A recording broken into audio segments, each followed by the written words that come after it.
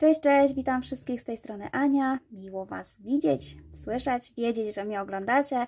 Bardzo się cieszę, że jesteście ze mną i oczywiście mam nadzieję, że spodobają Wam się moje nowe filmiki w tym naszym roku, ponieważ będzie naprawdę dużo urozmaiconych tych filmików. Nie będą to tylko sweterki, ale również i torebeczki, również jakieś maskoteczki, więc mam nadzieję, że każdy znajdzie coś odpowiedniego dla siebie. Ja oczywiście Wam dziękuję, że jesteście i że jest teraz coraz więcej. To mnie niezmiernie cieszy, ponieważ żeby mój kanał mógł istnieć i żeby mogła nagrywać dalej, musi Was być coraz więcej. Dlatego bardzo się cieszę, że po prostu przybywacie. Oczywiście bardzo jest mi miło, jeżeli piszecie jakieś komentarze, może to być zwykła minka, nie musicie nic pisać, możecie po prostu wyrazić emocje emotką, bo nie tylko sprawia mi to przyjemność, ale również pomaga rozwijać kanał. Więc mam nadzieję, że chociaż małą minkę ktoś mi wyśle, postawi kciuka do góry, bądź też właśnie napisze komentarz.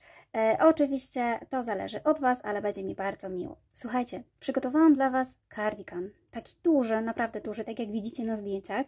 Jest jeszcze zimowy, ponieważ użyłam tutaj włóczkę firmy Drops Baby Merino Unicolor, kolor 53. Postanowiłam użyć tej włóczki nie bez powodu, dlatego że ja lubię tą włóczkę, pracuję na niej i wiem, jak ona się potrafi zachowywać w różnych wzorach. Przerobiłam już kilka sweterków właśnie z tej włóczki i wiem, że ta włóczka, żeby się nie rozciągała, musi mieć ściśnięte wzory. Na przykład robiłam taki oliwkowy sweterek. To rzeczywiście on się tak zbytnio nie porozciągał, był ok, fajnie się układał. Ale gdy zrobimy sobie z tej włóczki coś luźniejszego, to wiem, że możemy właśnie bardzo rozciągnąć ten sweter. I ja właśnie przygotowałam sobie taki kardigan z takim wzorkiem specjalnie, żeby go rozciągnąć, żeby był większy, a ze względów ekonomicznych, żeby zużyć mniej włóczki, a żeby po prostu był lżejszy i fajnie wyglądał duży, bo teraz mamy w modzie takie właśnie oversize'owe kardigany. Więc ja użyłam na ten kardigan 13 motków, co mi daje około 650 gram, więc jak na taki długi kardigan uważam, że jest to wagowo fajnie i nawet ilościowo.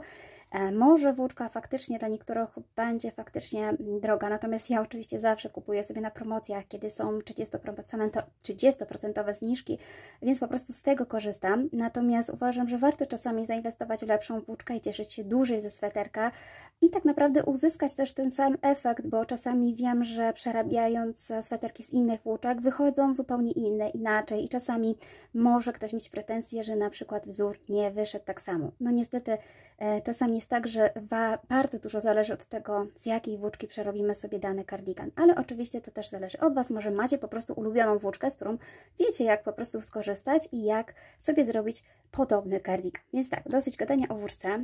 To jest właśnie już ostatni tak naprawdę sweter przed wiosną, jeśli chodzi o zimowy, właśnie gruby. Niebawem pojawią się bawełniane sweterki, już się nie mogę doczekać, a to jest jeszcze duży kardigan. Słuchajcie, jeśli chodzi o schemat, bardzo prosty. Taki właśnie. Będziemy robić 2 panele i będziemy robić od razu panel tylny i później będziemy doczepiać sobie rękawki, które będziemy od razu robić sobie z góry. Czyli tak naprawdę będziemy sobie łatwo dopasowywać wzorek, łatwo wielkość tego rękawka. Ale to w trakcie robienia filmiku pokażę Wam po prostu jak sobie dopasować właśnie rozmiar sweterka. Ja oczywiście zawsze mówię, że należy sobie zrobić próbkę wzoru, bo to zawsze pomaga. Ja jedynie powiem Wam tak, że mój kardigan obecnie ma długość około 78 nawet do 80 cm, ale przed robieniem miał około 65, więc on po prostu nawet się rozciągnął do 15 cm. Ja się z tego cieszę i o to chodziło. Natomiast oczywiście, jeżeli nie chcecie takiego długiego, bądź nie chcecie go rozciągać, to musicie też odpowiednio prać, bo ja po prostu wyprałam go w trochę w cieplejszej wodzie i, że tak powiem brzydko, nie z cechu należąco, ale w pozycji wiszącej i dzięki temu właśnie zrobił się taki dłuższy. Mam też tutaj właśnie zrobiony długi ściągacz, dzięki czemu on też właśnie ciągnie go troszeczkę na dół. Oczywiście Wy możecie sobie też modyfikować. Ja Wam po prostu pokazuję wzorek, pokazuję jak można zrobić i w trakcie robienia też mówię, co można po prostu w nim zmienić. Jeżeli Wam się coś nie podoba, można wydłużyć rękawy, ściągacze, można skrócić. Tak naprawdę to od Was zależy, co chcecie osiągnąć, ale jeżeli Wam się podoba ten efekt, który ja mam, to oczywiście zapraszam do zrobienia sweterka taką samą włóczką, takim samym szydełkiem i być może nawet taką samą ilość oczek, ponieważ ja tutaj też mam dosyć szeroko, około 60 cm, nie, może przesada, może 55 cm i jest dosyć długi, więc myślę, że nawet na rozmiar L będzie odpowiedni. Tym bardziej, że to nie jest taki kardigan, który mamy się gdzieś zapinać, tylko po prostu luźno nam ma po prostu leżeć. Okej, obiecałam, że będą krótsze filmiki, ale nie umiem, muszę się wygadać. Dobra, jeżeli Wam się podoba ten kardigan i chcielibyście go ze mną zrobić, to oczywiście zapraszam na filmik. Zanim Wam pokażę, jak będziemy wykonywać jeszcze ten kardigan, to zawsze podaję wymiary. Tak jak już mówiłam, mój kardigan jest dużo spory. Osiągnął długość do 80 cm, szerokość do 55 cm. Natomiast ja jeszcze chciałam tak szybciutko powiedzieć, że jeżeli będziecie pracować na tej włóczce co ja, to nie zrażajcie się początkami tej robótki, bo tak jak widzicie pewnie na moich zdjęciach, na początku włóczka jest po prostu sztywniejsza i robótka jest mniejsza i będzie mniejsza. Wiadomo, że tak jak mówiłam, rozciągnąć można, nie trzeba. No, ja rozciągnęłam. Szerokość nie rozciąga się tak zbytnio, bardziej jak, przepraszam, długość.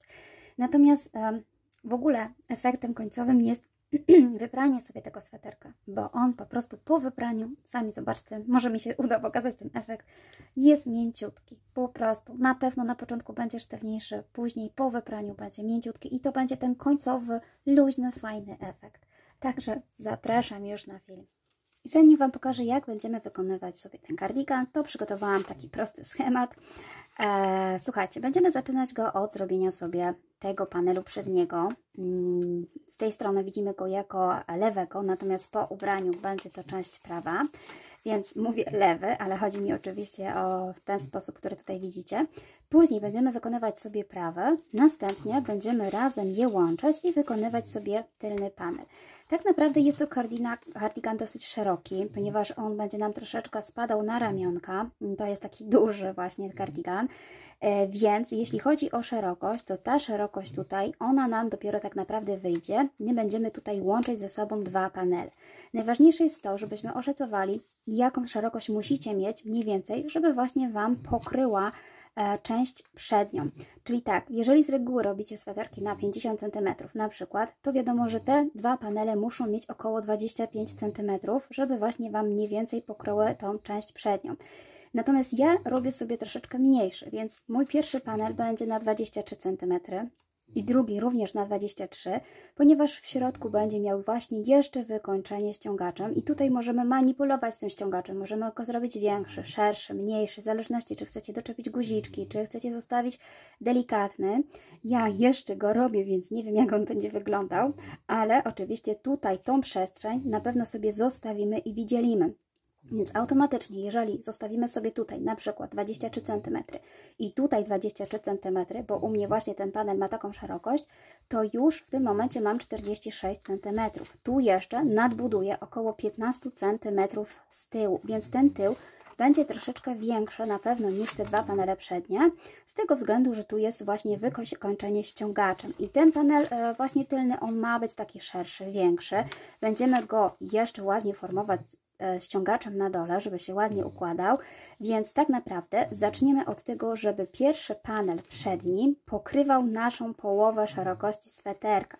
Jeżeli planujecie szeroki ściągacz, nie musi dokładnie pokrywać połowę szerokości sweterka, może być ciut mniejszy.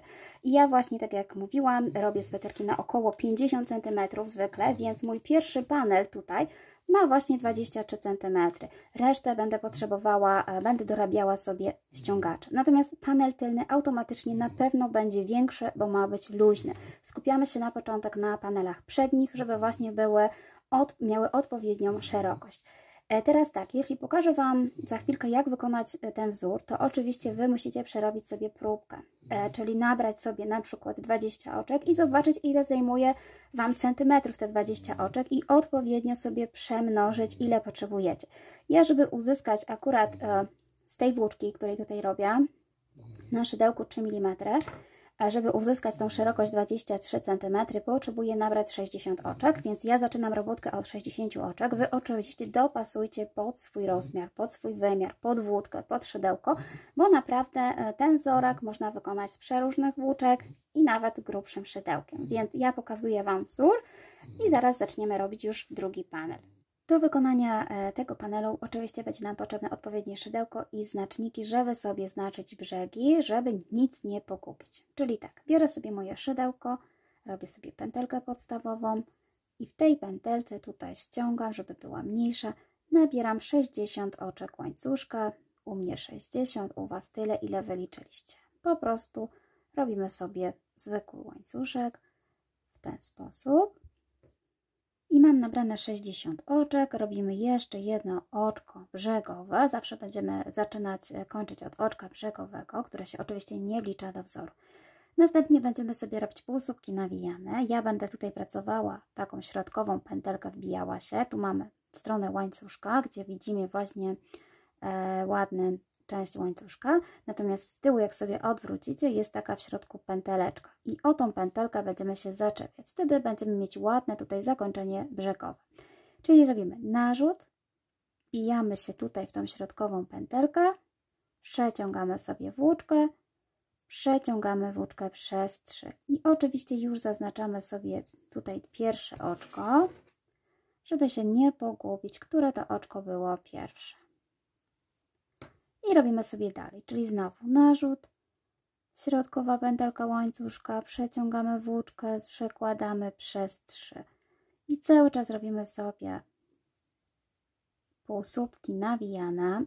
Ten wzorek jest już u mnie na kanale, dokładnie wytłumaczony, jeden z pierwszych, który wykorzystałam do zrobienia takiego golfu szarego, więc jeśli chcecie, możecie również odwiedzić ten filmik, w którym dokładniej może pokazuję ten wzorek. A jeżeli Wam wystarczy, to oczywiście robimy sobie tutaj, czyli narzut i półsłupki nawijane. Tak musimy dojść do końca. Na razie mamy tylko podstawowy taki łańcuszek, tutaj na razie jeszcze nie wykonujemy wzorku. Czyli ja przerobię sobie już do końca i mam już przerobione ostatnie oczko i znowu na końcu robimy oczko do góry, czyli oczko brzegowe, które nie wliczamy do wzoru. Odwracamy sobie w ten sposób robótkę i od razu robimy już wzorek. Tutaj będzie nasza prawa część, prawa strona, więc tutaj chcemy, żeby był widoczny właśnie ten tutaj taki łańcuszek, który widać we wzorze, więc od razu zaczynamy sobie tak robić, że robimy narzut i tu na prawej stronie wbijamy się w taką tylną pętelkę łańcuszka, tutaj. Czyli żeby było widać z tej strony ten nasz łańcuszek, musimy się wbić w tylną pętelkę i oczywiście również robimy sobie półsłupki nawijane, czyli tak zwane właśnie z narzutem. Czyli mamy narzut na szydełku, wbijamy się tutaj w tylną pęteleczkę, przekładamy sobie włóczkę, narzut na szydełko i przekładamy wszystkie 3 pętelki. Cały czas tak samo robimy sobie oczka właśnie w tą tylną pęteleczkę. To będzie widać, czy robicie w dobrą pętelkę, bo będziecie właśnie tutaj widzieć taki właśnie łańcuszek. Czyli tak, pracujemy tutaj na tylnej pęteleczce, tej tutaj, i robimy sobie do końca półsłupki nawijane. I tak jak mówię, to będzie wyjątkowo nasza przednia strona, czyli nie ta, co tutaj robiliśmy, tylko to będzie nasza prawa strona, czyli zaczynamy od formowania od razu już tutaj łańcuszka. Czyli ja sobie przerobię już do końca i pokażę Wam jeszcze jak na końcu. Ja już przerobiłam sobie prawie wszystkie. Oczywiście zatrzymuję się tutaj w ostatnim, żeby Wam powiedzieć, że w ostatnim oczku robimy sobie całe oczko, czyli bierzemy sobie i tylną, i tą przednią pętelkę tutaj, przerabiamy całe oczko, żeby ta krawędź była stabilniejsza. Ja Wam oczywiście nie powiedziałam, ale to samo powinniśmy zrobić tutaj, czyli po prostu za każdym razem, kiedy robicie oczka, właśnie te pierwsze, znaczyć sobie, bo wtedy dobrze wiemy właśnie, gdzie ono się znajduje. Ja już oczywiście mam wprawę, więc po prostu nie znaczę ich, zapominam o tym, żeby Wam powiedzieć, ale Wy, jeżeli macie problem z odszukaniem tego oczka, to oczywiście sobie znaczcie. Jesteśmy na końcu, znowu robimy oczko do góry, oczko przejściowe, odwracamy robótkę. I tutaj będzie nasza lewa strona, czyli tak naprawdę z tej lewej strony nie ma żadnego wzorku. Tak wygląda obecnie lewa strona, natomiast prawa właśnie w przybliżeniu ma tutaj takie 2 łańcuszki, z czego jeden jest pełniejszy, drugi troszeczkę taki inny. I właśnie to tu jesteśmy na tym etapie tego wyciągnięcia pierwszego łańcuszka tutaj i teraz będziemy wyciągać właśnie ten drugi łańcuszek, czyli żeby to zrobić, jak sobie odwrócicie robótkę, to właśnie widać tutaj ten łańcuszek i tego łańcuszka ma nie być widać na tej lewej stronie, tylko na tej prawej, czyli w tym momencie będziemy robić również półsłupki nawijane, Z tym, że będziemy się wbijać w taką najbardziej tutaj przednią pętelkę, którą tutaj widzicie. To nawet nie jest pętelka z oczka, bo tak naprawdę oczko mamy tutaj, czyli to jest nasze oczko całe, czyli w ogóle nie chodzi nam o pętelkę z oczka, tylko o dodatkową pętelkę z tej strony. I dzięki temu, że zrobimy sobie tutaj półsłupek w tą pętelkę, to właśnie zostanie nam ten łańcuszek po drugiej stronie. Zaraz Wam pokażę. Czyli tu zahaczamy w tą pętelkę, przerabiamy sobie znowu półsłupki. I jak odwrócę sobie robótkę, to zobaczycie, że właśnie ten łańcuszek zostaje nam po tej stronie. I o to właśnie chodzi, żeby te dwa łańcuszki były obok siebie. I oczywiście ja znowu zapomniałam, ale zaznaczamy sobie ten tutaj to nasze pierwsze oczko tutaj, które tutaj zrobiliście, żeby mieć pewność, że na pewno robicie w pierwszym i w ostatnim.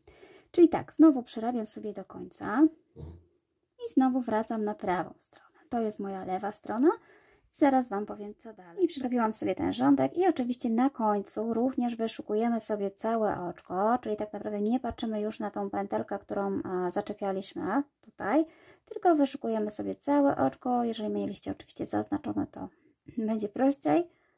I robimy sobie w całym oczku półsłupek nawijany. I znowu oczko do góry, przekładamy i jesteśmy na prawej stronie. I teraz tak naprawdę powtarzamy wszystko to samo, czyli ten rząd, co robiliśmy na prawej stronie, czyli w tym momencie robimy narzut i wbijamy się tutaj w tylną pętelkę, żeby właśnie znowu było widać tutaj ten łańcuszek, czyli półsłupki w tylną pętelkę.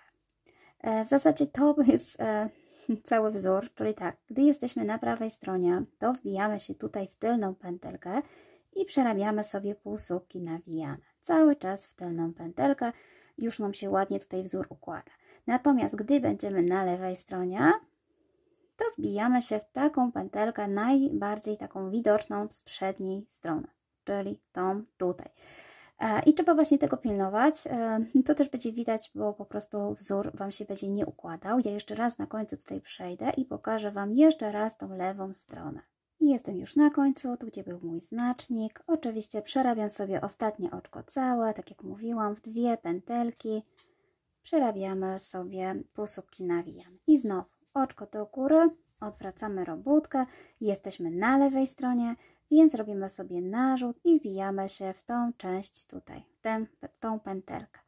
Oczywiście znowu sobie zaznaczcie na początku oczko. Ja już, tak jak mówię, już tyle oczek przerobiłam, że po prostu zapominam nawet wpinać, ale mniej więcej ja już wiem, które to są oczka.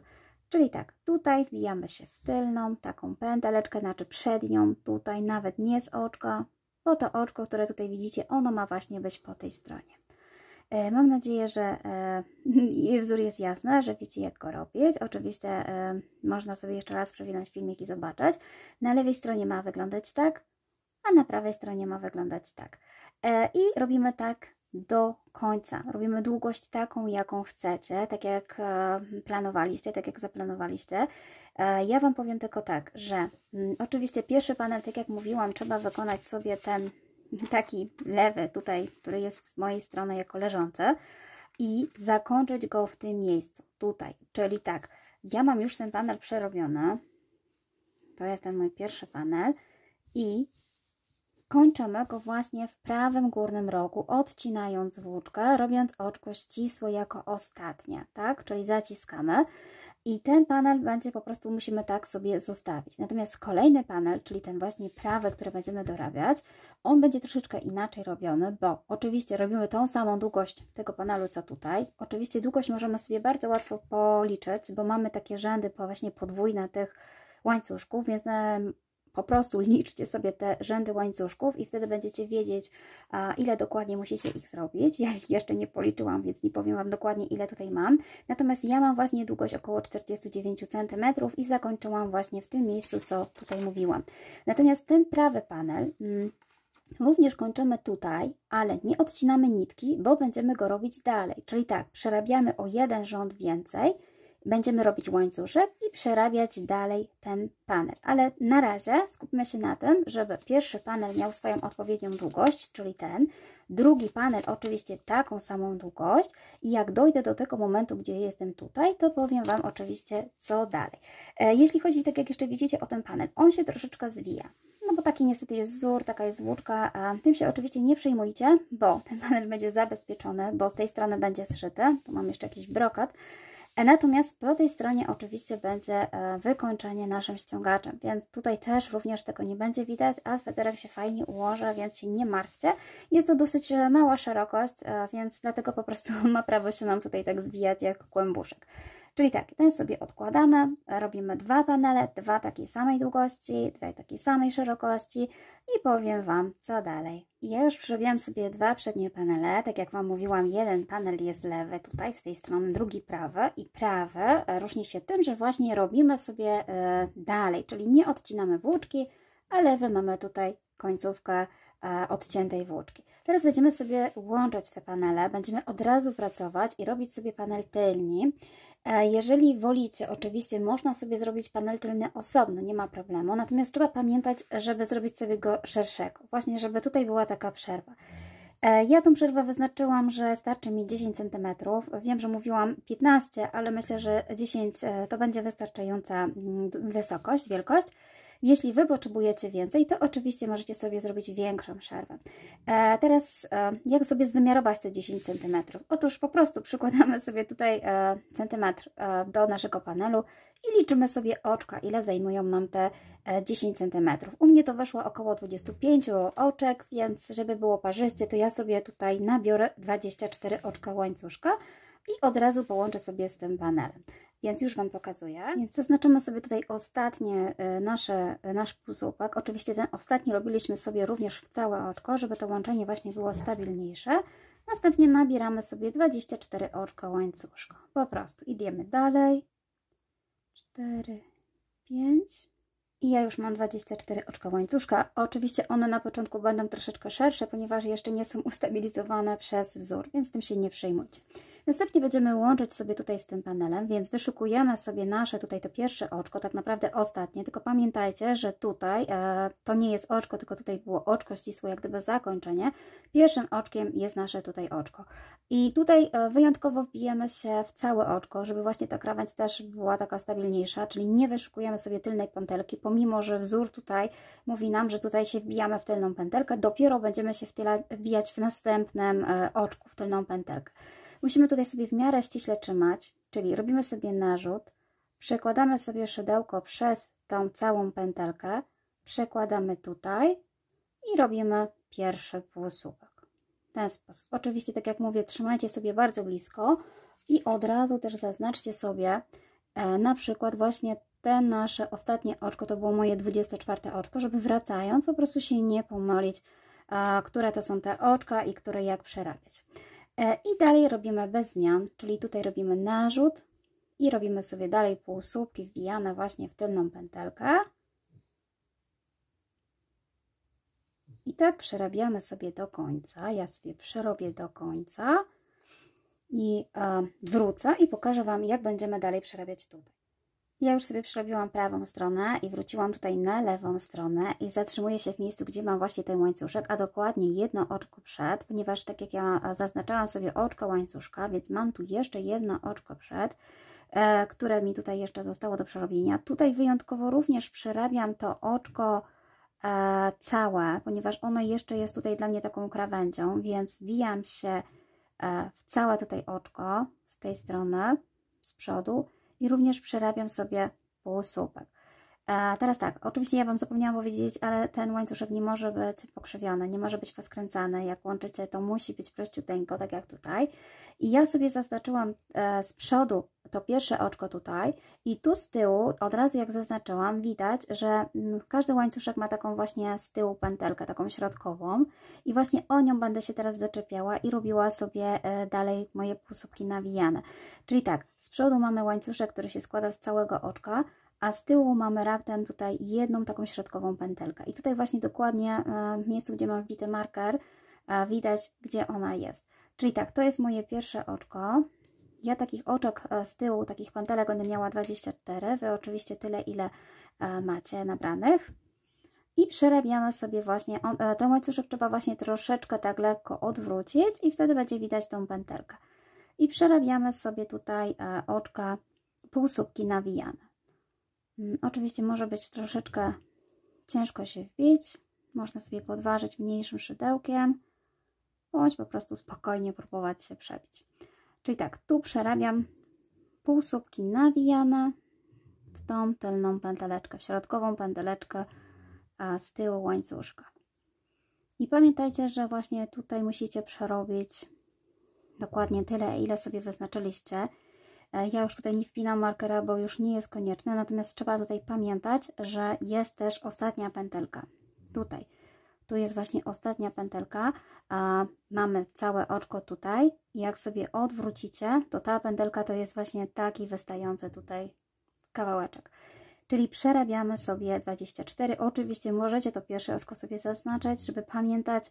Ja już mam tutaj przerobione 4, żeby po prostu się nie pogubić i przerobić sobie wszystkie te oczka. I oczywiście pamiętać, że przerabiamy, kiedy mamy pewność, że nie mamy poskręcanego tego łańcuszka. Ja już sobie tutaj przerobię ten łańcuszek i pokażę Wam jeszcze tutaj na końcu. I już sobie przerobiłam 23 oczka i tutaj właśnie, tak jak Wam mówiłam, jest moja ostatnia pętelka, czyli ona jest tak naprawdę tutaj może troszeczkę na końcu z tyłu, ale to nie ma znaczenia, bo po prostu tą robótka się dopasuje i się odwróci. Tak to wygląda. I teraz jestem już przy tym pierwszym oczku, które tutaj miałam. Tutaj, ponieważ tam robiłam w całe oczko, to również sobie jeszcze raz przerobię tutaj w całe oczko i to już będzie ostatnie moje całe oczko. I następnie tutaj w tym wzorze przerabiamy sobie o tą pętelkę, czyli tutaj taką najbardziej na dole. Idziemy już sobie do końca.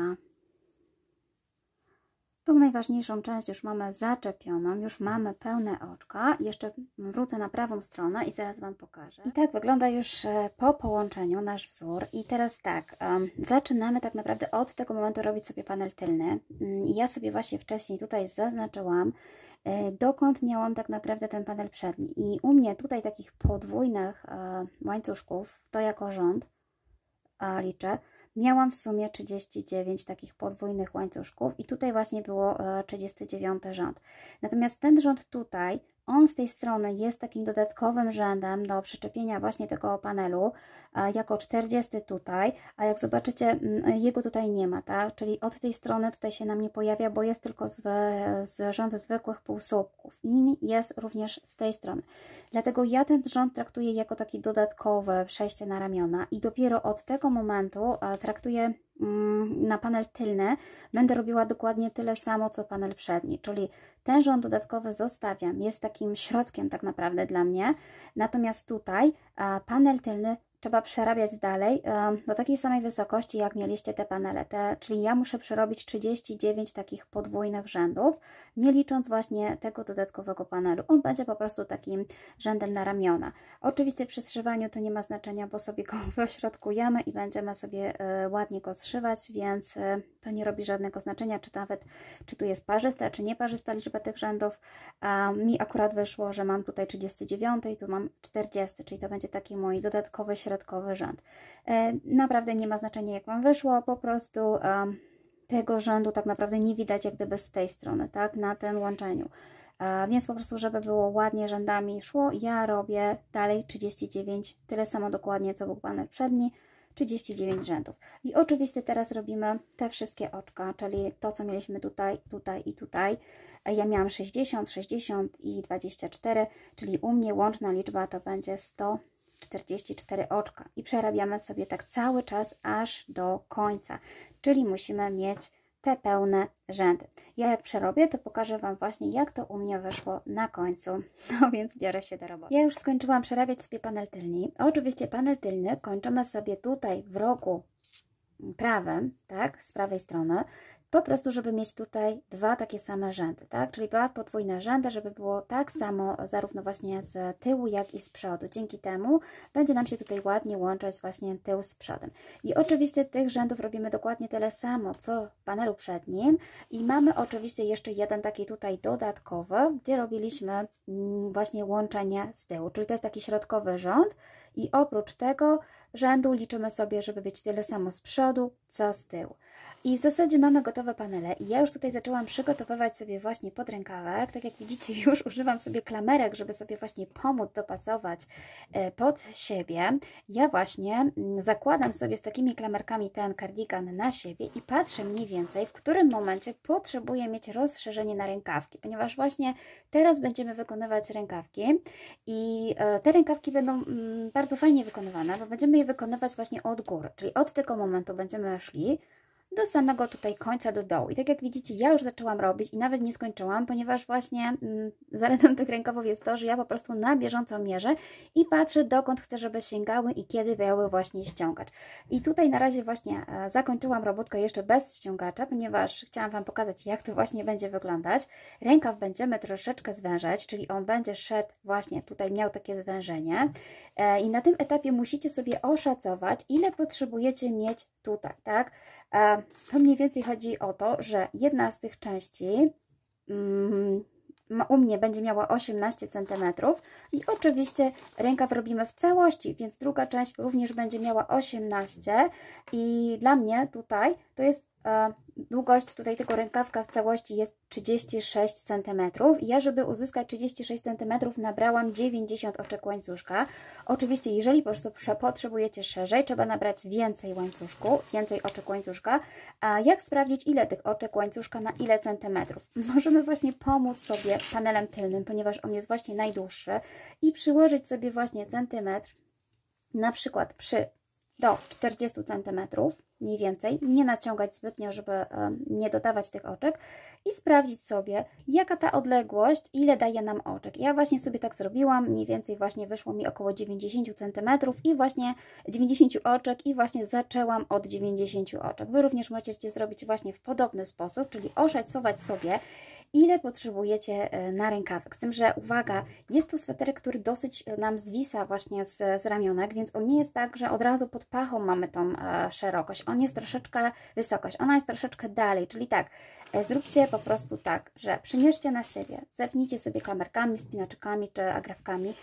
Zobaczcie, dokąd Wam tak naprawdę sięga ta część i ile potrzebujecie tutaj centymetrów odtąd, gdzie właśnie ona się kończy, bo tak jak mówię, to nie jest ta sama część, co zawsze przy sweterkach, przez to, że mamy tutaj dosyć długi właśnie na rękawki, wielką wysokość tutaj tego sweterka na rękawki, więc to jest troszeczkę inny kardigan, on nie ma tutaj podkroju, on po prostu bardziej nam zwisa na ramionka, więc musimy sobie dobrze tutaj oszacować i między innymi dlatego, że on jest właśnie tutaj taki szeroki, ja postanowiłam dopasować rękawek bardziej taki właśnie mieć dopasowany, żeby nie dodawał tej szerokości, żeby nie pogrubiał po prostu. Zrobimy sobie taki rękawek zmniejszający, czyli tak, ja w tym momencie zacznę od 90 oczek łańcuszka i pokażę Wam, jak będziemy sobie po prostu robić to zmniejszenie. Wiem, że dosyć tutaj nie wygląda, bo mi się po prostu tutaj zwija, ale po zszyciu tego nie będzie widać, tych zwijeń, więc po prostu on idzie w ten sposób. Rękawek. I ja właśnie w trakcie po przerobieniu sobie już kilka rzędów, ja sobie go po prostu wszyłam już tutaj. Jeszcze Wam pokażę, jak sobie po prostu przyłożyć rękawek i zszywać. Natomiast najpierw na razie skupimy się na rękawku, więc zaczynamy. Wzór na rękawek jest dokładnie taki sam jak wzór na sweterek, z tym, że właśnie widzimy go poziomo u siebie na rączce, więc po prostu robimy sobie go od góry. Czyli jeżeli już wiecie, ile potrzebujecie oczek łańcuszka, oczywiście robimy sobie pętelkę podstawową i nabieramy tyle oczek łańcuszka, ile sobie oszacowaliście. U mnie to będzie 90, więc nabiorę sobie 90 oczek łańcuszka. Ja już sobie nabrałam 90 oczek łańcuszka plus 91 jako oczko właśnie brzegowe, czyli dodatkowe, które nie będzie wliczane do wzoru. I przerabiamy, słuchajcie, tak samo jak zaczynaliśmy panel. Po prostu w drugie tutaj oczko łańcuszka, tylne, takie środkowe, z tyłu łańcuszka, przerabiamy sobie półsłupki nawijane, czyli robimy sobie narzut, wbijam się właśnie to w drugie oczko, ponieważ nabrałam 91 i przerabiam sobie cały czas półsłupki nawijane. Myślę, że już nie muszę pokazywać tego, jak będę robiła, więc ja przerobię sobie do końca i przerobiłam sobie moje 90 półsłupków i robimy sobie oczywiście oczko dodatkowe i zaczynamy sobie robić tak samo jak robiliśmy przy panelu, czyli tutaj tak samo robimy sobie półsłupki wbijane w tylną pętelkę, ponieważ tutaj tworzymy sobie właśnie już prawą krawędź. Czyli tak samo jak było przy panelu, od razu tutaj dla nas ta krawędź będzie z prawej. Czyli tutaj jeszcze nie robimy żadnych zmniejszeń, przerabiamy sobie 90 półsłupków do końca. I przerabiałam sobie całą prawą stronę i oczywiście przerabiamy również lewą stronę, wbijając się tutaj tak samo w tą pętelkę tutaj. Czyli tutaj jeszcze nic się nie zmienia. Przerabiamy sobie do końca na lewej stronie półsłupki nawijane i dopiero zaczniemy zmniejszanie po przerobieniu sobie tego rzędu. I przerobiłam sobie rząd na lewej, robię oczko łańcuszka i jestem teraz na prawej stronie. I od tego momentu zaczynam sobie zmniejszać. Czyli tak, po ukończeniu dwóch takich rzędów, czyli mojego takiego panelu, dopiero zaczynam zmniejszanie tutaj na prawej stronie. Czyli będę tworzyła kolejny ten panel z dwóch składający się już na zmniejszeniu. Zmniejszenie będzie bardzo proste, po prostu przerobimy sobie tak, robimy narzut i wbijamy się w pierwsze oczko i w drugie oczko. Dwa oczka, namieramy na szydełko, przeciągamy sobie włóczkę w ten sposób i przeciągamy przez 3. Takie zmniejszenia będziemy robić zawsze na początku i na końcu rękawa. Czyli tak, pierwsze zmniejszenie już mam, dalej przerabiam bez zmniejszenia aż do końca i zatrzymuję się przy dwóch ostatnich oczkach. Czyli ja przerobię, jestem już na końcu i zatrzymałam się przy dwóch ostatnich oczkach. Oczywiście znaczcie sobie końcowe oczka, ja już sobie nie znaczę, bo po prostu wiem, które to są oczka. I robimy podobnie, czyli narzut, wbijamy się w przedostatnie, w tylną pętelkę i w ostatnie również wbijam się tutaj w tylną pętelkę i przerabiam jako jedno. I to jest moje pierwsze zmniejszenie. Następnie robimy oczywiście oczko łańcuszka i z lewej strony przerabiam sobie bez zmniejszeń, czyli cały czas przerabiam sobie na wprost. Słuchajcie, jeśli teraz chodzi właśnie o te zmniejszenia, ja oczywiście przerobiłam sobie próbkę tego rękawka, więc już wiem, że dla mnie takie zwężenia, które by były w każdym rzędzie, za szybko by niestety się zwężał rękawek, jak również w każdym rzędzie prawym, nie tylko w lewym czy w prawym. Dlatego ja postanowiłam, i taki mam tutaj system już opracowany, który mi działa, że ja te zmniejszenia będę robiła w co drugim prawym rzędzie, a w co czwartym tak naprawdę przerabiając całą robótkę. Czyli jak sobie popatrzycie tutaj te dwa rzędy, które przerobiliśmy, to jest prawe i tu jest lewe. Prawe właśnie różnią się tym, że mają tutaj takie haczyki, nie jest to dokładny łańcuszek, a gdy przerabiamy na lewej stronie, powstaje nam taki ładniejszy łańcuszek, więc gdy jestem przy tym łańcuszku na prawej stronie, to jest moja prawa strona, a to jest lewa. I tutaj, biorąc pod uwagę, że wzór prawy i lewy tworzy mi właśnie takie dwa łańcuszki, prawy i lewy, to jest jak gdyby mój cały taki segment, więc podzieliłam sobie to na segmenty, czyli tak, ten segment nie był przerobiony ze zmniejszeniami, a ten ze zmniejszeniami. Następny będzie bez zmniejszeń, następny ze zmniejszeniami.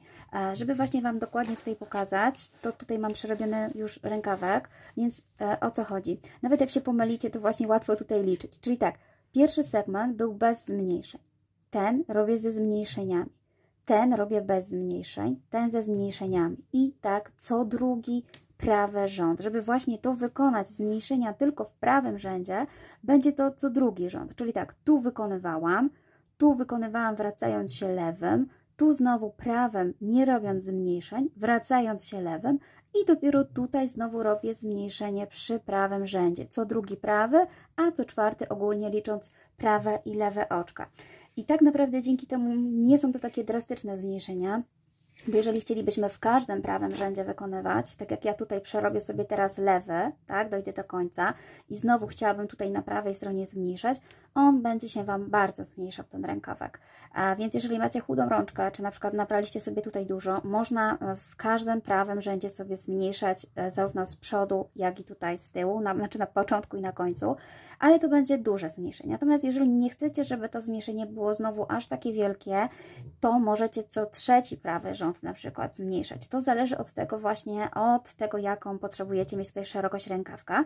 Mi się sprawdziła po prostu metoda zmniejszania zmniejszenia tylko w co drugim prawym rzędzie. Czyli idąc tym sposobem, ja teraz przerabiam sobie lewy rząd i jestem już na prawej stronie i tak jak widzicie, teraz właśnie będzie rząd kolejny, czyli taki trzeci segment i w tym trzecim segmencie nie będę zmniejszała. Czyli można powiedzieć, że w każdym takim parzystym tutaj segmencie składającym się właśnie z dwóch jest zmniejszenie, czyli co drugie. I też pamiętajcie, że chodzi o co drugi prawy rząd, bo tak naprawdę zmniejszamy tylko z prawej strony, bo tak jak mówię, tyle wystarczy akurat dla mnie. Jeżeli potrzebujecie więcej, możecie po prostu dostosować pod siebie. Tu można naprawdę w różny sposób sobie zmniejszenia robić. Tak jak mówiłam, co trzeci prawy, bądź co każdy prawy, w zależności od tego, jaki szeroki chcecie, żeby ten rękawek był. Bądź nawet można robić na prosto, w ogóle nie zwężając i on wtedy będzie cały czas taką samą miał szerokość, tylko trzeba będzie sobie wykończyć inaczej ściągacz. Oczywiście też Wam później powiem, jak będziemy wykańczać ściągaczem.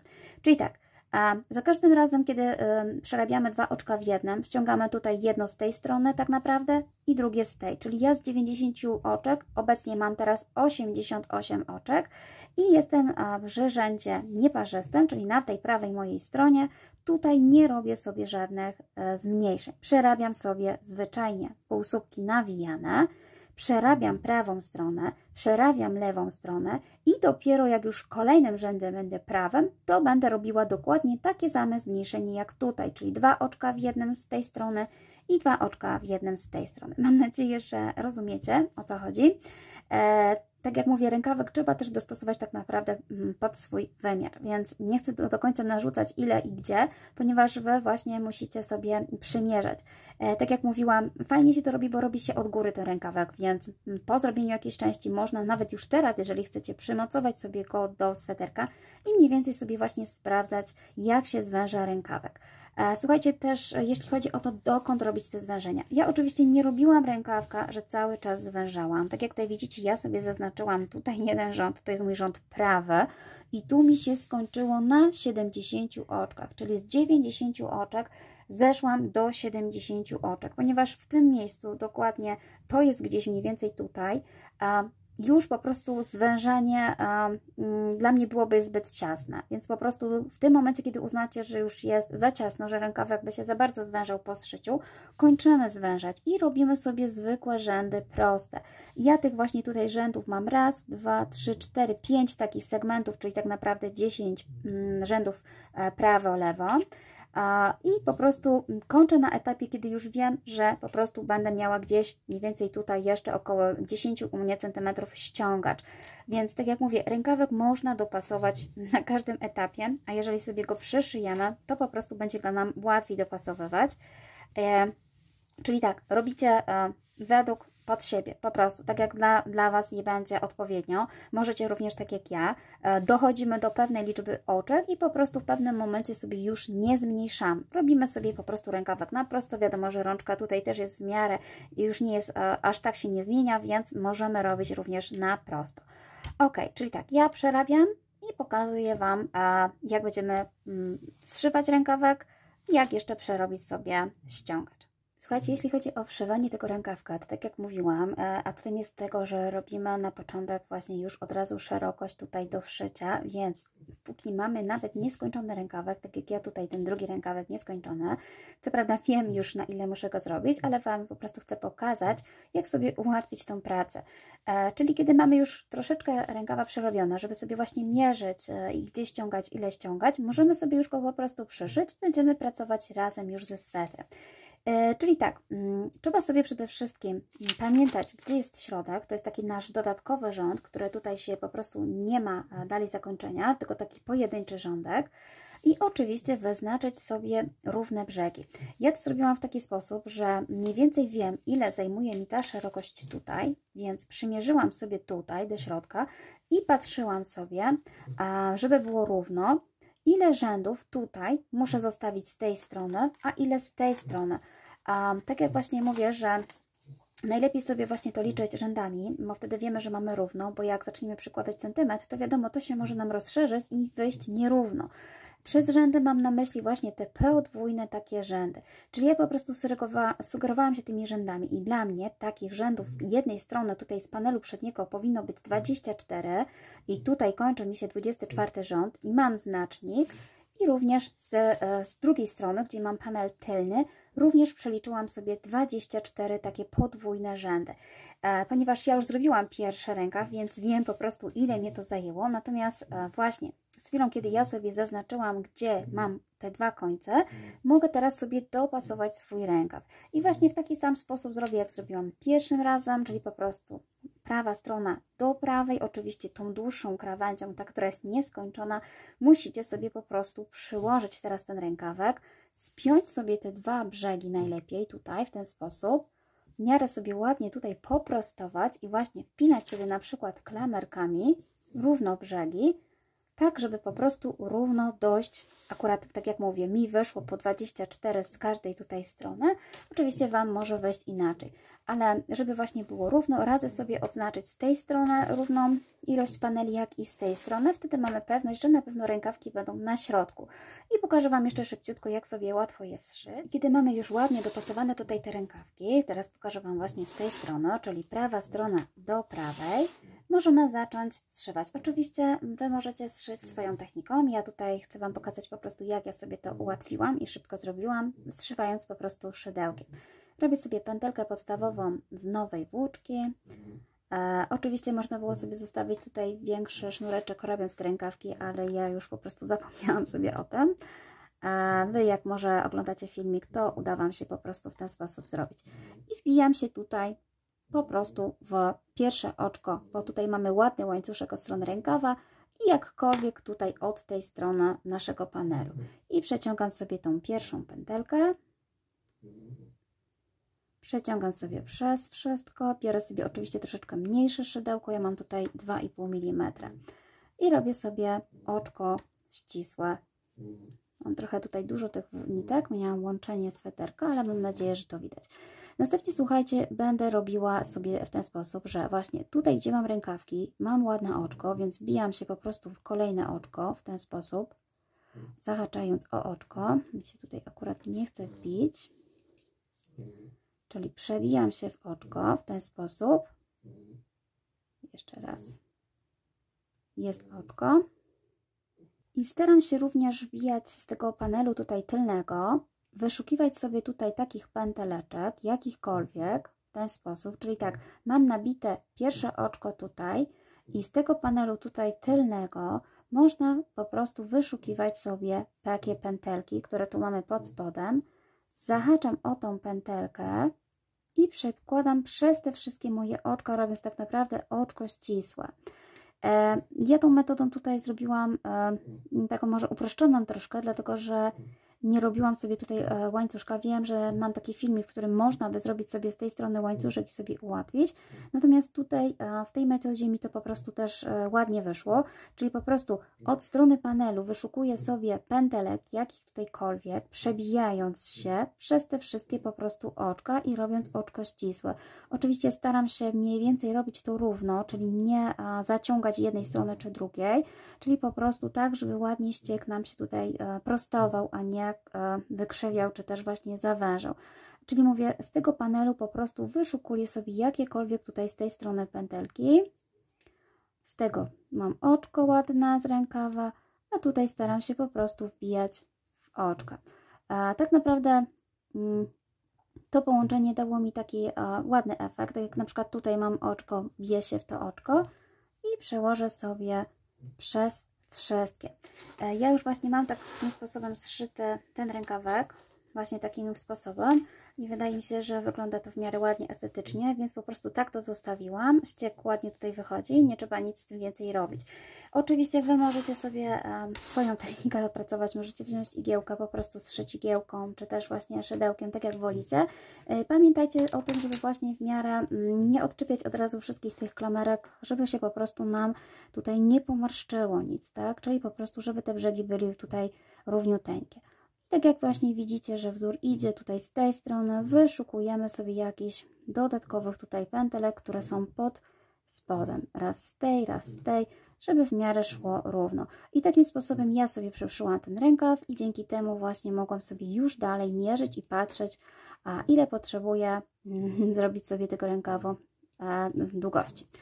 Czyli tak, ja kończę do końca, kończę mój rękaw i pokazuję Wam, jak sobie zrobić ściągacz. W dalszej części zajmiemy się zrobieniem ściągacza na rękawy. Oczywiście rękaw musi być już w miarę przygotowany i pozostawiona tylko ta długość, którą chcecie, żeby właśnie zajmował ściągacz. U mnie ściągacz zajmuje około 9 cm, bo teraz sobie właśnie przeznaczyłam na ściągacz i tyle właśnie mi wyszedł.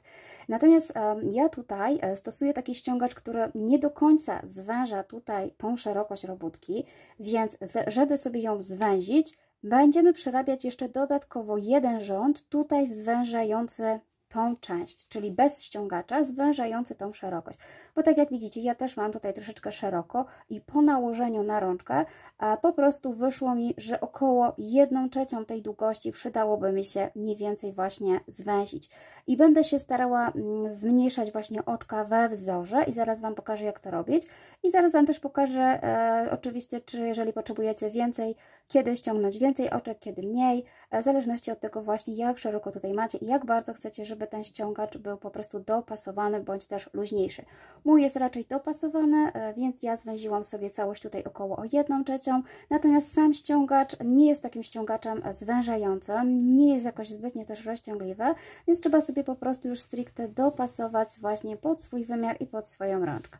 Ok, to już Wam pokazuję. I żeby sobie zwęzić robótkę, trzeba sobie właśnie ustalić, o ile chcecie, żeby się zwęziło. Tak jak ja mówiłam, ja chcę mniej więcej, żeby się zwęziła o 1/3, więc ja mam 70 oczek tutaj łańcuszka. Ono nie jest podzielne przez 3, ale to nie ma znaczenia. Ważne, żebyście zrobili po prostu tak samo w jednym, jak i w drugim rękawie. Po prostu będę zwężała w ten sposób, że na 3 oczka zostaną mi 2, czyli jeden to będzie półsłupek zwykły, znaczy nawijany, ale jeden, a drugi i trzeci po prostu będzie zwężeniem. Dzięki temu z tych 3 oczek powstaną mi 2 oczka. Jeżeli potrzebujecie bardziej zwęzić, na przykład o 1/4, bo macie tutaj troszeczkę szerzej, to robimy dokładnie tak samo, czyli z 4 oczek muszą powstać nam 3, więc robimy 2 pierwsze zwykłe półsłupki nawijane, a trzeci i czwarty przerabiamy razem. Bądź też o połowę, to wtedy, jeżeli chcecie zawęzić w ogóle o połowę, to trzeba w każdym po prostu półsłupku przerobić 2, przerobić w jedno.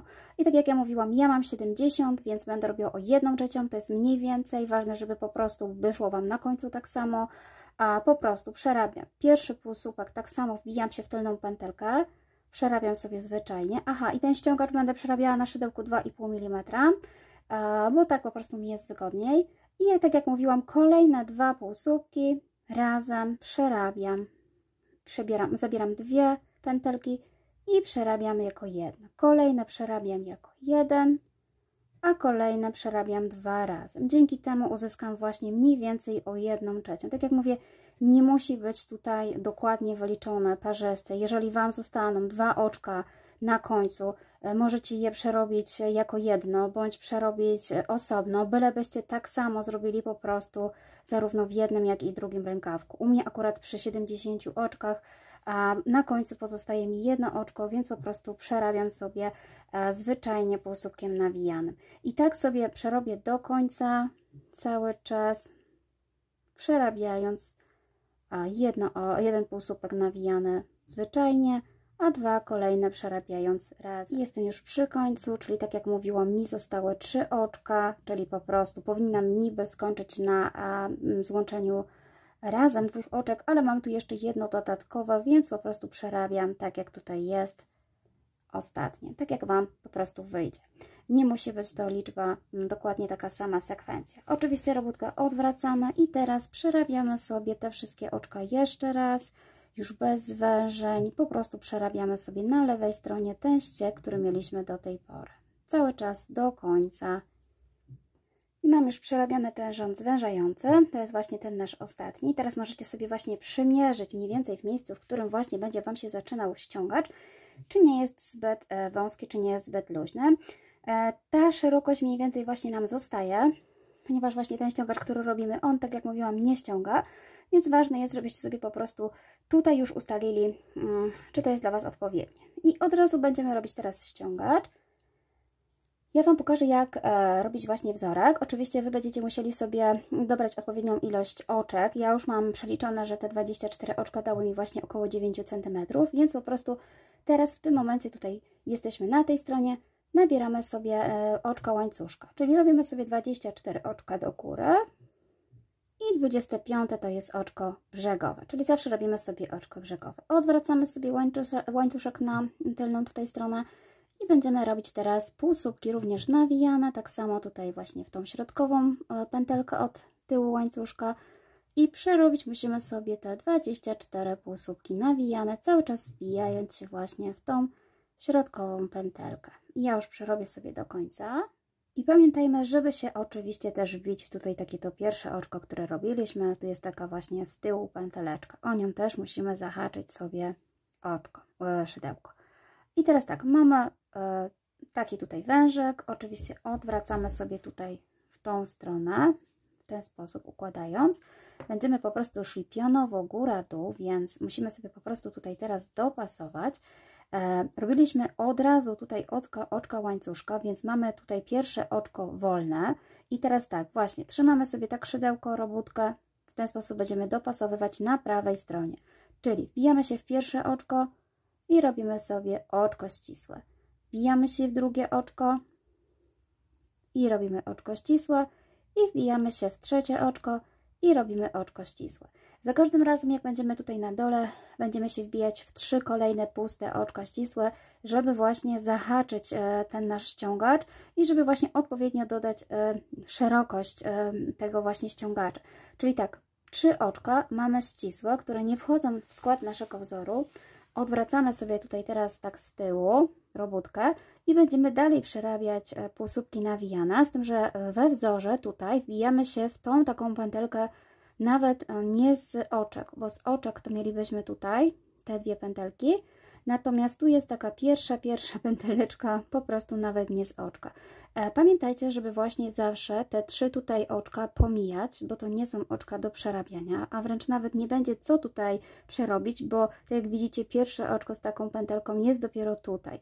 Czyli cały czas robimy narzut, wbijamy się i przerabiamy sobie półsłupki nawijane właśnie w tą pętelkę. Czyli wzór jest cały czas taki sam, przerabiamy sobie zarówno z prawej, jak i z lewej strony, cały czas w tą samą pętelkę oczka, półsłupki nawijane. Ja Wam jeszcze pokażę na końcu. Jestem już na końcu, zostały mi 2 oczka i chcę Wam właśnie tutaj pokazać, że tutaj w tym ściągaczu przerabiam ostatnie oczko również tą pętelkę. Dzięki temu z przodu mam takie ładne, pełne tutaj oczko z tej strony. Nie jest zaciągnięte, tylko właśnie jest takie pełne. Oczywiście, jeżeli Wam jest wygodniej wbijać się w całe oczko, możecie wbijać się w całe oczko. A jest tutaj trochę przekręcania robótki. Mi się tutaj już wszystko zawija, bo mam sweter już w całości. Tak teraz to wygląda. Czyli po prostu jadąc w dół jedziemy po prawej stronie, jadąc w górę jedziemy na lewą stronę. I teraz oczywiście robimy oczko tak jak tutaj brzegowe do góry i dalej robimy sobie tak samo, czyli znowu wbijamy się w przednią tutaj pęteleczkę oczkami, półsłupkami nawijanymi. I tak musimy dojść znowu do końca. Pamiętajcie, żeby sobie liczyć te oczka, ile ich macie, żeby się nie pogubić, zwłaszcza przy tym właśnie tutaj łączeniu i oczywiście na końcu też możecie sobie znaczyć zawsze oczko końcowe. I ja przejdę sobie już do końca. Jestem już prawie tutaj na końcu. Zatrzymałam się, żeby Wam pokazać, że tak, tu mam 22 oczko. Tu jak widzicie jest 20, moje trzecie, widać tą pętelkę. Natomiast 24, czyli to końcowe, ono jest troszeczkę tutaj inne, jest takie ściaśnięte, więc to nie będzie tak łatwo widać, ale widzicie, że jest tutaj przerwa i też musimy je tutaj przerobić, czyli po prostu biorę pierwszą taką pętelkę i przerabiam jako 24. I znowu jesteśmy na końcu, na początku tutaj mamy oczka łańcuszka, widzicie, że to oczko jest tutaj zajęte, jest przyczepione, więc bierzemy kolejne pierwsze oczko z brzegu, robimy pierwsze 3 tutaj oczka ścisłe w kolejnych 3 tutaj naszych właśnie oczkach, czyli 3 oczka ścisłe i znowu odwracamy sobie tutaj tak na lewo, trochę tego przewracania będzie, znowu patrzymy, gdzie są nasze tutaj 3 oczka, raz, 2, 3, żeby nie przerobić. I tu jest moje pierwsze oczko początkowe i znowu zaczynam z tej strony, robiąc półsłupki nawijane.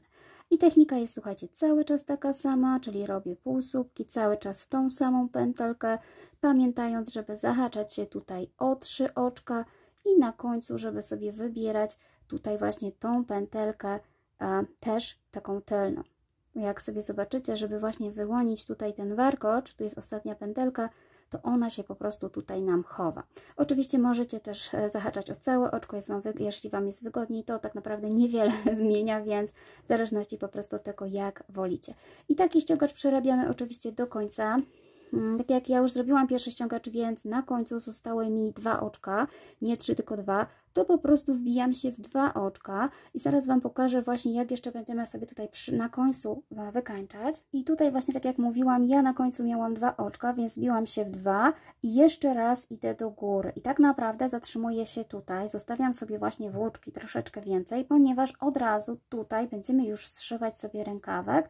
Tak samo starając się wyciągnąć wzorek. Jeśli robiliście tak jak ja, to widzicie, że tutaj są dosyć blisko 2 właśnie łańcuszki, więc po prostu będziemy łączyć ze sobą ten łańcuszek, tutaj z tym łańcuszkiem, tutaj, nawet tymi oczkami tutaj, żeby ładnie zachować wzorek. Zaraz Wam pokażę, jak to będzie wyglądało. Ja już sobie pospinałam tutaj rękawek. Oczywiście to jest moment, kiedy już mamy właśnie gotowy ściągacz na zszycie sobie po bokach sweterka razem właśnie ze ściągaczem. Wiem, że to tutaj może słabo widać, ale tak naprawdę chciałam się skupić bardziej na ściągaczu, ponieważ właśnie z tej strony zaczynamy sobie zszywanie. I teraz tak, po tej stronie mamy pętelkę, jeżeli złożymy sobie wszystko tutaj na prawej stronie, jesteśmy na lewej, wbijamy się tutaj w pierwsze wolne oczko od ściągacza, w ten sposób i przeciągniemy sobie tą pętelkę, którą macie tutaj, oczywiście zmniejszcie ją przez ten pierwszy tutaj nasze oczko. I w ten sposób mamy połączone na razie pierwsze oczko, można sobie zrobić pierwsze oczko, takie łańcuszka, następnie będziemy dalej łączyć ze sobą, czyli tak jak mówiłam, żeby zachować wzór, tutaj będę wybierała sobie całe oczko, tutaj, a z tej strony, żeby mi nic takiego dziwnego nie powstało, wybieram sobie też całe oczko, ale tutaj te 2 pętelki, takie tutaj z tej strony. Pomijam sobie tutaj całe te oczko, tylko te 2 pierwsze pętelki. I po prostu przeciągam sobie włóczkę i robię sobie oczka ścisłe. Cały czas wbijając się po kolei w każde oczko, przerabiając w ten sposób. I tu kolejne całe. Jeżeli robiliście tak jak ja, to na pewno będziecie mieć taki sam wzorek. Jeżeli skończycie właśnie na górze, to nie ma na pewno znaczenia, czy to na pewno nie wyjdzie inaczej, jeżeli przerabiacie tak jak ja. Ja przerobię sobie kilka i właśnie pokażę Wam, jak to będzie wyglądało z prawej strony. I ja przerobiłam sobie tą metodą właśnie do końca ściągacz i to jest moja lewa strona. Natomiast właśnie jak sobie zobaczycie tutaj na prawej stronie, tu jest łączenie, którego praktycznie nie widać i ciągłość wzoru jest zachowana, czyli ważne po prostu, które oczka sobie wybierzecie. Tak jak mówiłam. Słuchajcie, w dalszej części zaraz Wam pokażę, tak naprawdę chodzi o to, żeby tutaj wyprostować sobie ładnie te krawędzie, tak jak ja mam tutaj poprzyczepione klamerkami znowu i łączyć. Jeśli, wiadomo, tutaj nie ma ładnego łańcuszka, więc po prostu albo będziecie łączyć już w tym momencie igiełką, po prostu nawinąć sobie resztę włóczki na igłę i zszywać, albo po prostu dalej jechać szydełkiem, mówię jechać, ale no tak to się po prostu nazywa, że po prostu wybierać sobie, starać się układać tak, żeby wzór się właśnie tutaj dopasowywał. Mamy tutaj właśnie podwójne takie wzorki, ten łańcuszek, który nam tutaj biegnie, więc starajmy się go dopasowywać, po prostu przebijając się tutaj przez kilka warstw najbliższych i również robić sobie dalej oczka ścisłe w ten sposób. Nawet starać się ciaśniej przerabiać, żeby po prostu nie powstawały takie dziurki. Czyli gdziekolwiek przekuwając się tutaj w miejsca. Oczywiście możecie swoją ulubioną metodą to robić. Ja tylko pokazuję, bo czasami pytacie, jak ja zszyłam, więc tak będę zszywała. Starała się po prostu patrzeć do środka, czy biegną mi równo tutaj te linie, żeby to ładnie i estetycznie wyglądało. Czyli tak, zszywamy sobie część rękawów, przechodzimy tutaj przez ten nasz środeczek i oczywiście zszywamy już tył panelu, również z przodem panela, oczywiście wyprostowując te końcóweczki. I tutaj staramy się tak samo na końcu już zakończyć, odciąć. A natomiast ściągacz właśnie z tyłu będziemy przerabiać dookoła, kiedy połączymy sobie już cały sweterek i go zszyjemy. Więc ja zszyję i zaraz Wam pokażę część dalszą naszego sweterka. Ja już skończyłam tą najbardziej nieprzyjemną część, czyli właśnie zszywanie sobie kardiganu po bokach i wykończenie ściągacze. Oczywiście ten kardigan jeszcze się nie układa, więc nie przejmujcie się, że on Wam jakoś źle leży, bo właśnie w tym momencie już będziemy go sobie profilować. Będziemy sobie teraz wykańczać takim samym ściągaczem właśnie dół i zaczynamy sobie tutaj od tego brzegu, tak jak u mnie leży po prawej stronie, ale to tak naprawdę jak ubieramy na siebie jest lewa strona. Zaczynamy sobie od tego brzegu, czyli tak, przekręcając sobie nasz kardigan w tą stronę, oczywiście doczepiamy sobie włóczkę i będziemy w taki sam sposób robić sobie ściągacz. Ja ściągacz, zaraz Wam pokażę, jak będę zaczepiać tą włóczkę. Jestem sobie tutaj właśnie w tym roku, o którym Wam mówiłam i wbijam się tutaj w pierwsze oczko z tej strony. Tu mamy ładny łańcuszek, więc również będzie nam się fajnie pracowało, robiąc ściągacz. Oczywiście robimy sobie pętelkę podstawową i zaczepiamy sobie tutaj, o tą pętelkę przekładamy. I robimy, słuchajcie, tak samo ten ściągacz, czyli do góry robimy ileś oczek, tyle ile chcecie. Ponieważ mój obecnie kardigan ma wysokość około 50 cm i ja chcę, żeby ten ściągacz był duży, spory, naprawdę spory, więc ja będę nabierała aż 40 oczek, to mi da około pewnie 15 cm tego ściągacza.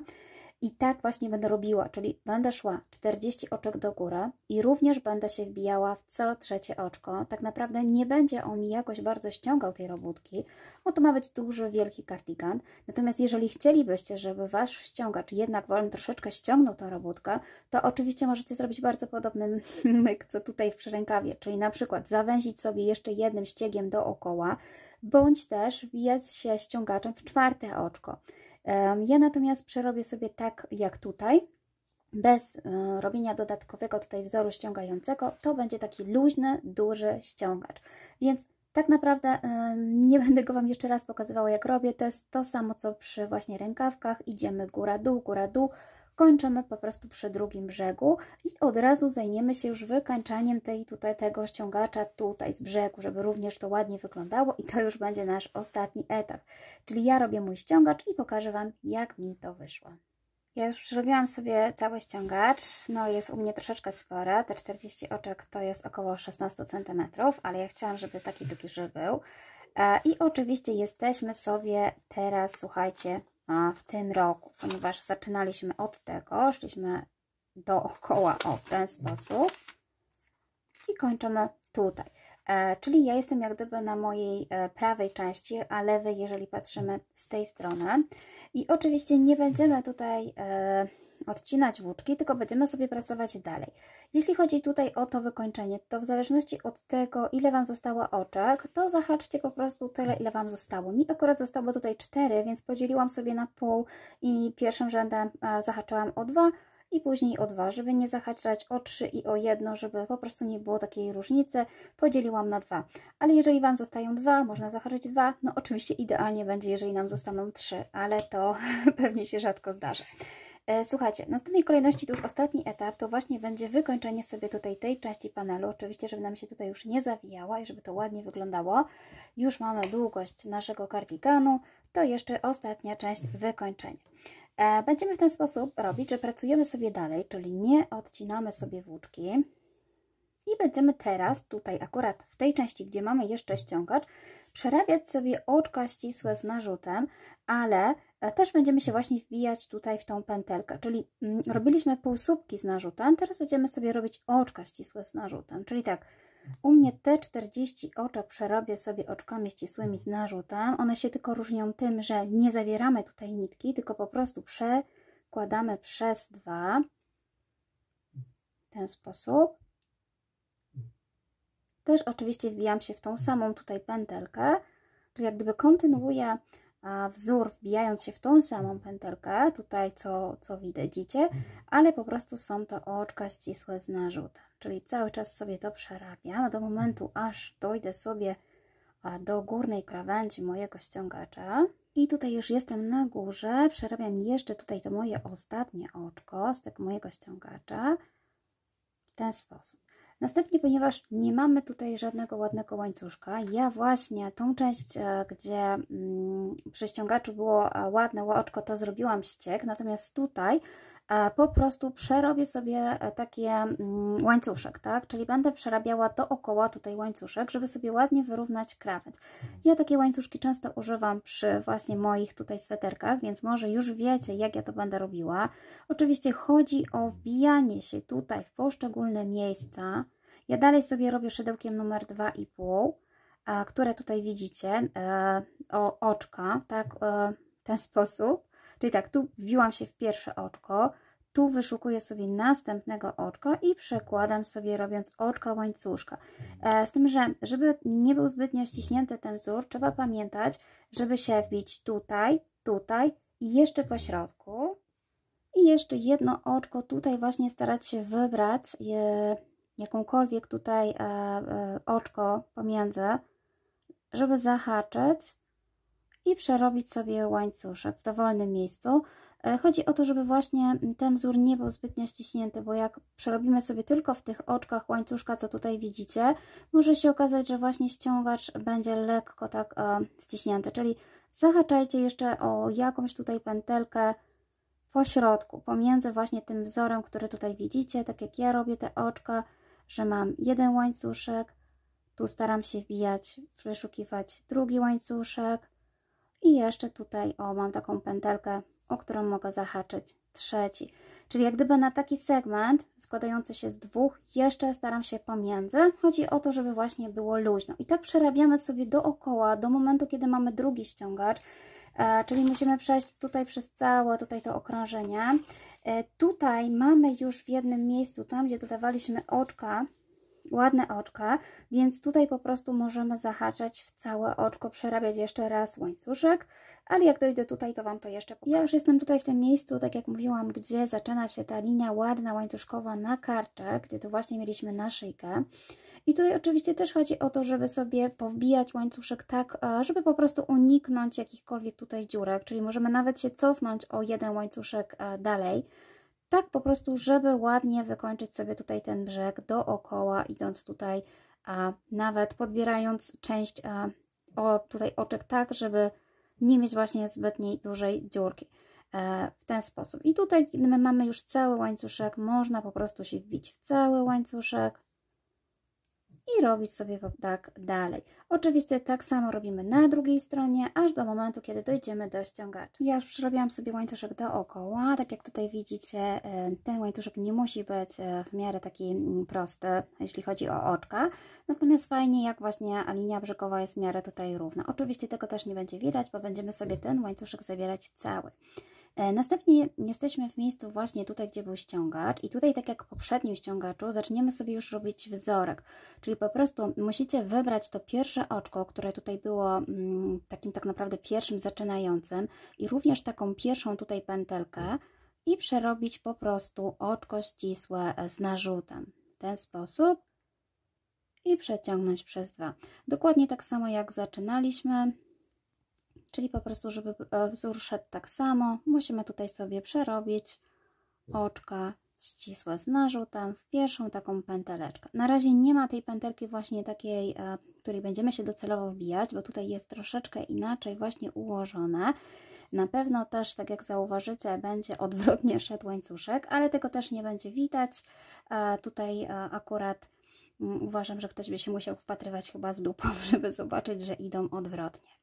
Ok, czyli tak, przerabiamy sobie tutaj oczka z narzutem do końca i ostatnie oczko oczywiście przerabiamy sobie całe, wbijając się tutaj w całe oczko, nie wyszukując pętelki. Robimy oczko łańcuszka, odwracamy robótkę i tak naprawdę tutaj już zaczynamy właśnie tworzyć nasz ten wzorek.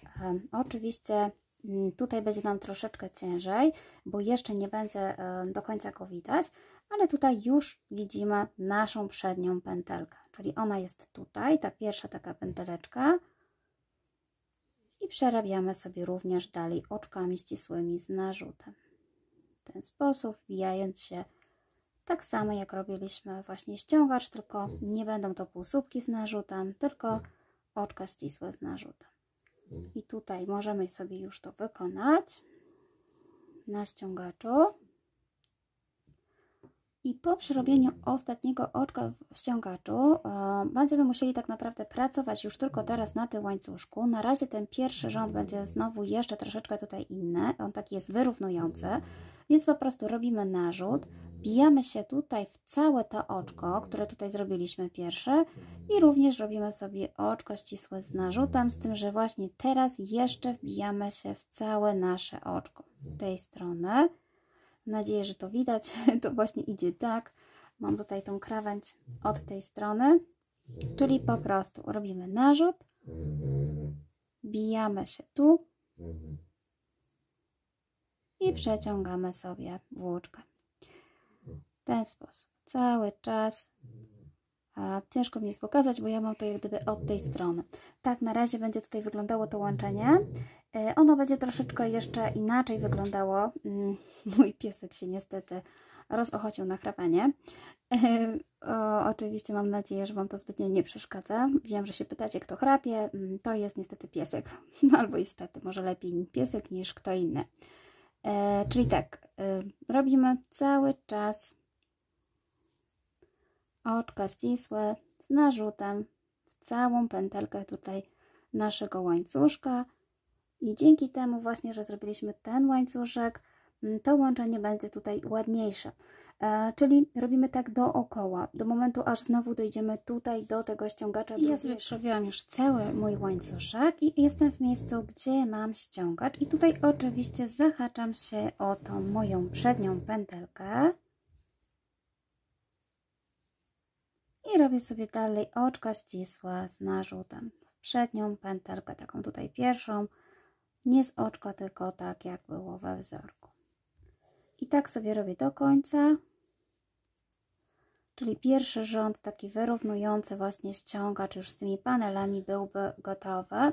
Tak to będzie wyglądać z jednej strony i tak z drugiej.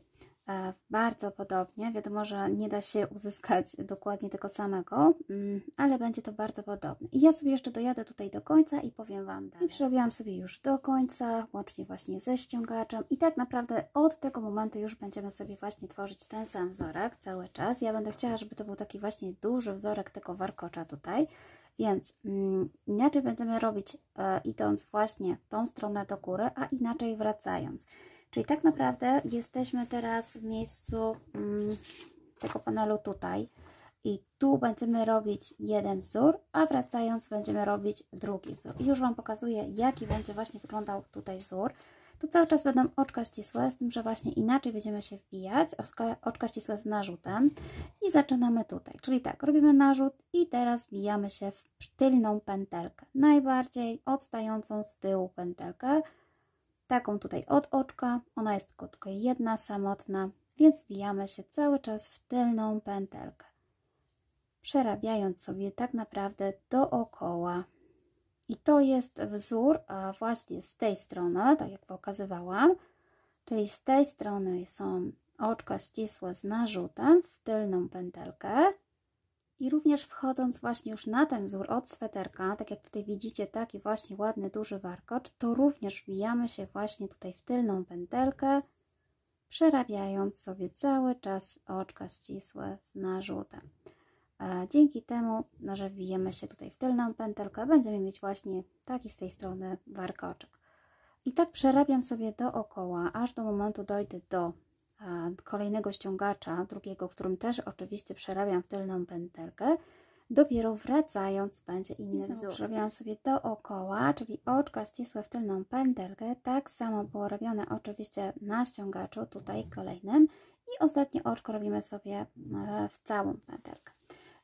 Odwracamy znowu robótkę. Jesteśmy tutaj na lewej stronie. Teraz będziemy robić właśnie wzór wracający i wzór wracający będzie taki sam, jak robiliśmy sobie przy łańcuszku, czyli po prostu robimy narzut i wbijamy się w całe oczko, w to oczko, czyli tak, tu jest pierwsza taka pętelka nie z oczka, a tu jest nasze całe oczko, jak patrzymy sobie z góry. I właśnie wbijamy się w całe z narzutem i przeciągamy sobie pętelkę. Dokładnie tak samo jak robiliśmy właśnie przy tym łańcuszku, którym profilowaliśmy sobie właśnie początkową krawędź. Czyli tak jak widzicie, Wbijam się w całe oczko i przerabiam sobie z narzutem oczka ścisłe. I to jest wzór właśnie tak zwany wracający, czyli właśnie, żeby sobie stworzyć taki jeden łańcuszek, taki gruby, tak jak pokazywałam Wam, trzeba najpierw przerobić jedną krawędź oczka ścisłe w tylną pętelkę z narzutem, a z powrotem wracając oczka ścisłe z narzutem w całą tutaj pętelkę, w całe oczko tak naprawdę.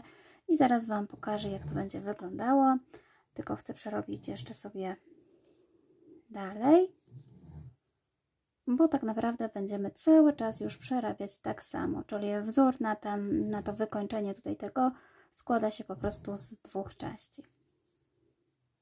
Tu jest jak gdyby lewa strona, czyli na lewej stronie pracuję sobie wbijając właśnie w całe oczko. Mam nadzieję, że to rozumiecie. Oczywiście, jeśli chodzi o wykończenie tego kardiganu, możecie sami zaproponować sobie własny sposób na wykończenie. To nie jest powiedziane, że musi być taki sam jak ja, więc oczywiście, jeżeli wolicie coś innego albo jakoś źle wytłumaczyłam i Wam to nie wychodzi, to po prostu spróbujcie sobie stworzyć własne wykończenie.